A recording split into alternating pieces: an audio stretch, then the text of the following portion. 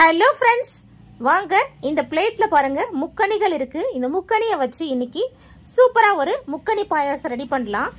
அதுக்கு முதல்ல இந்த 3 பழங்களையும் நல்லா கழுவிட்டு இது ரெண்டுத்தையும் தோல் எடுத்துட்டு பொடியா நறுக்கி எடுத்துக்கலாம்.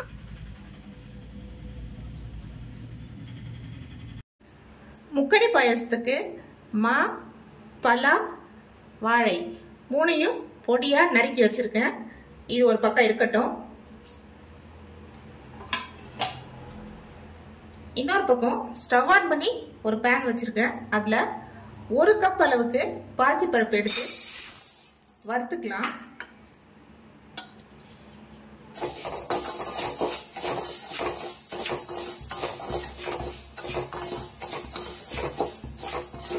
ஃப்ளேமை குறைச்சி வச்சுட்டு கருகிடாம ஒரு 5 நிமிஷம் அதோட பச்சை வாசம் போற அளவுக்கு வறுத்துக்கோங்க.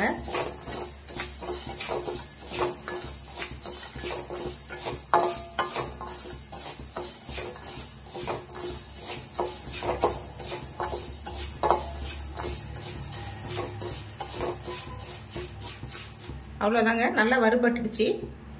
இப்போ இதுல ஒரு 150 ml தண்ணி சேர்த்து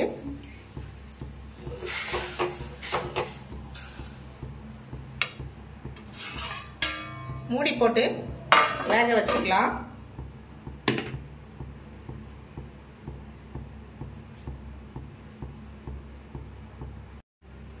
ஒரு பக்கம் பருப்பு வெந்துட்டு இருக்குது. இப்ப இன்னொரு பக்கம் 1 கப் அளவுக்கு வெல்லம் எடுத்து துருக்கி வச்சிருக்கேன்.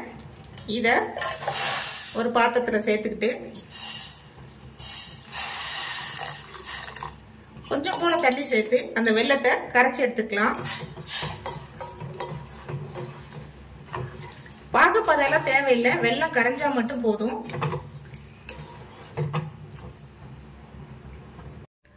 பருப்பு வெந்துருச்சு, வெல்லத்தையும் கரைச்சி எடுத்துக்கிட்டேன். இப்போ பாயாசம் ரெடி பண்ணிக்கலாம். அதுக்கு ஸ்டவ் ஆன் பண்ணி ஒரு அடிகனமான பாத்திரம் வச்சிருக்கேன். அதுல நெய் சேர்த்துக்கலாம்.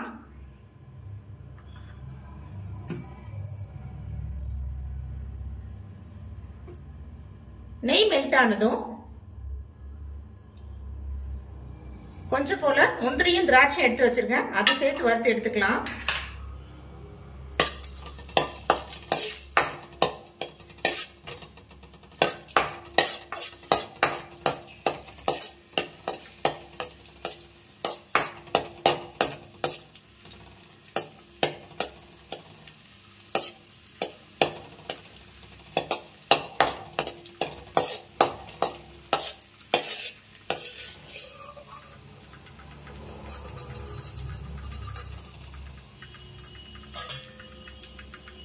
அறுபட்டுடுச்சு, இதை எடுத்துடலாம்.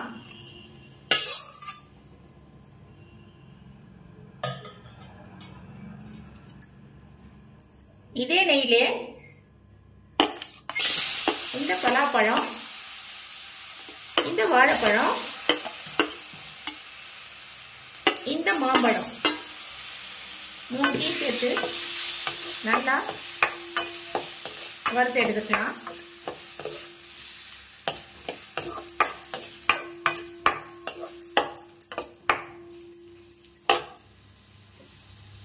வறுபட்டுடுச்சு. இப்போ இதுல வேக வச்ச பாசி பருப்பு சேர்த்துக்கலாம்.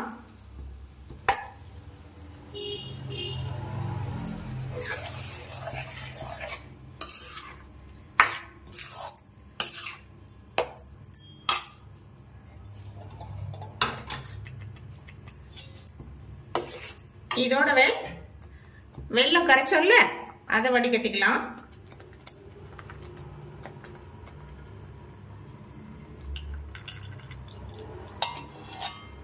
பாருங்க, இதுல எவ்வளவு கருப்பு கருப்பா தூசு துரும்பெல்லாம் இருக்கு. அதனாலதான் நான் இப்படி வடிகட்டினேன்.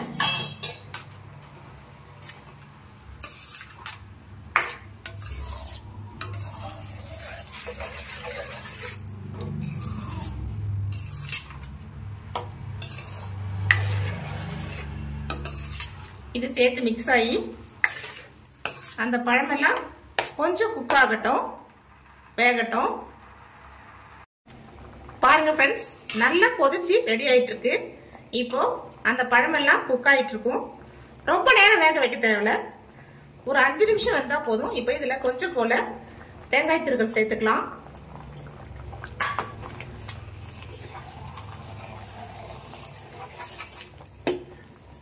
இதோட இந்த இனிப்பு சுவையை கூடுதலாக்க கொஞ்சம் போல உப்பு சேர்த்துக்கலாம்.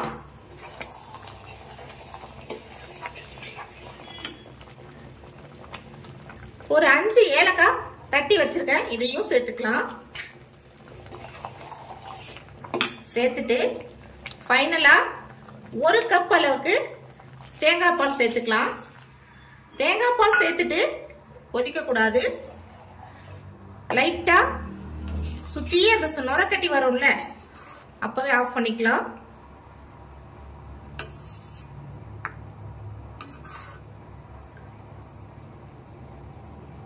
அவ்வளவுதான் ஃப்ரெண்ட்ஸ், சுத்தி அங்க பாருங்க கொதிக்க ஆரம்பிக்குது. ஸ்டவ் ஆஃப் பண்ணிடுறேன். அவ்வளவுதான் ஃப்ரெண்ட்ஸ், சூப்பரா நம்ம முக்கணி பாயாசம் ரெடி ஆயிடுச்சு. சர்வ் பண்ணிட்டு உங்களுக்கு காமிக்கிறேன். பாருங்க ஃப்ரெண்ட்ஸ், சூப்பரா கமகமன்னு வாசத்தோட சுட சுட நம்ம முக்கணி பாயாசம் ரெடி ஆயிடுச்சு. இது ஒரு ட்ரெடிஷ்னல் ரெசிபின்னு கூட நீங்க சொல்லலாம்.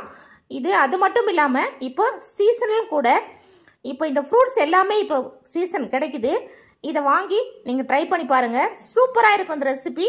குழந்தைங்களுக்கு அவ்வளோ பிடிக்கும் இது. அது மட்டும் இல்லை, வீட்டில் இருக்கிறவங்களும் ரொம்ப விரும்பி சாப்பிடுவாங்க.